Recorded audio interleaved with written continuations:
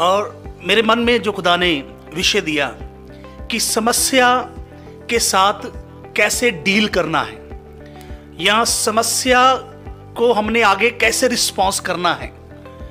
ये जो समस्या शब्द मेरे मन में खुदा ने डाला, मैं सोच रहा था कोई भी इंसान ये नहीं कह सकता कि मैंने जिंदगी में कभी भी किसी समस्या को सामना नहीं किया, चाहे वो कोई भी जाति से हो, किसी धर्म से हो, किसी देश से हो, पढ़ा लिखा हो, अनपढ़ हो, कोई भी इंसान क्यों ना हो। कोई भी इंसान ये नहीं कह सकता कि मैंने कभी भी किसी भी समस्या को देखा नहीं या मैंने सामना नहीं किया जब समस्या मेरे ऊपर आई नहीं। तो हम परमेश्वर के पवित्र वचन में भजन संहिता उसका 55 अध्याय जब हम पढ़ते हैं, वहां पर परमेश्वर के दास दाऊद के बारे में जिक्र देखते हैं। और एक समय वो जब समस्या में पड़े हैं, वो कुछ बातों को हम देखेंगे जब हम भजन संहिता उसका 55 अध्याय और उसके 4 और 5 आयत को पढ़ते हैं। वहां पर प्रभु का दास कहते हैं, मेरा मन भीतर ही भीतर संकट में है और मृत्यु का भय मुझ में समा गया है। भय और कपकपी ने मुझे पकड़ लिया है और भय के कारण मेरे रोए रोए खड़े हो गए। तो जब वो समस्या के अंदर थे तो उनको अपने अंदर ही अंदर संकट लग रहा था, अपने अंदर ही अंदर संकट लग रहा था, मृत्यु का भय समा रहा था, कपकपी लग रही थी, रोए रोए खड़े हो रहे थे। ठीक इसी तरह समस्या में इंसान को सही फील नहीं होता। समस्या में इंसान अपनी जिंदगी में सही, उसको फीलिंग सही नहीं आता, सही फीलिंग नहीं आती। उसकी समस्या क्या है, कुछ बातों को देख सकते हैं। 12 वचन को जब हम पढ़ते हैं और 13 को पढ़ते हैं, इसी का भजन संहिता 55 अध्याय उसका 12 और 13 को जब पढ़ते हैं, वो यहां पर कह रहा है, जो मेरी नाम धराई करता है वह शत्रु नहीं था, नहीं तो मैं उसको सह लेता। जो मेरे विरुद्ध बड़ाई मारता है वह मेरा बैरी नहीं है, नहीं तो मैं उससे छुप जाता। परंतु वह तो तू ही था जो मेरी बराबरी का मनुष्य, मेरा परम मित्र और मेरी जान पहचान का था। हम दोनों आपस में कैसी मीठी मीठी बातें करते थे, हम भीड़ के साथ परमेश्वर के भवन को जाते थे।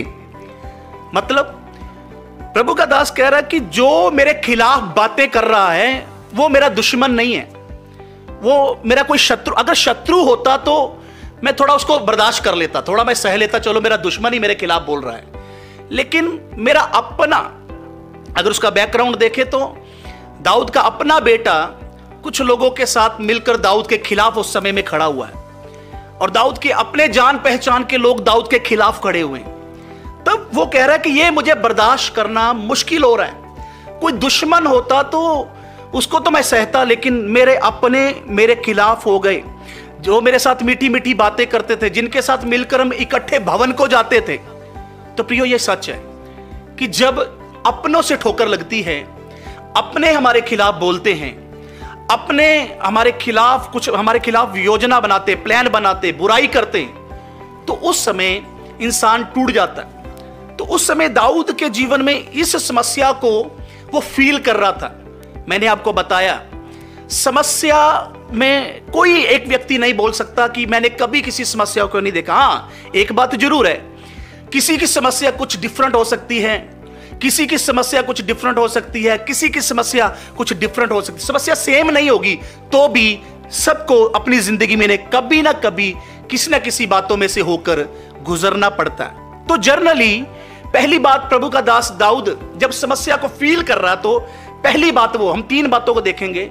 पहली बात वो क्या कहता है, जब मैं उसका 6 वचन से पढ़ता हूं, पहली बात में वो कहता है, तब मैंने कहा, 6 वचन में लिखा, तब मैंने कहा भला होता कि मेरे कबूतर के से पंख होते तो मैं उड़ जाता और विश्राम पाता, और देखो फिर तो मैं उड़ते उड़ते कहीं दूर निकल जाता और जंगल में जाकर बसेरा लेता। देखिए, पहली बात, दाऊद पहले सोच रहा मैं भाग जाऊं, समस्या से किसी तरह मैं भाग जाऊं, मेरे कबूतर जैसे पंख होते तो मैं उड़ जाता, कहीं दूर जाते जाते किसी जंगल में चला जाता।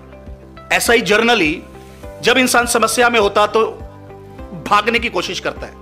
पहली बात, समस्या से वो कैसा करता कि समस्या से मैं भाग जाऊं। समस्या से भागना समस्या का समाधान नहीं। समस्या से भागने से समस्या हल नहीं होगी।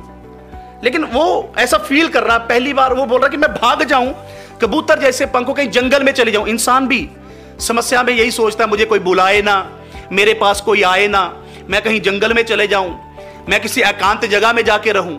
ऐसे रिस्पॉन्स करने के लिए इंसान अपने जीवन में कोशिश करता है।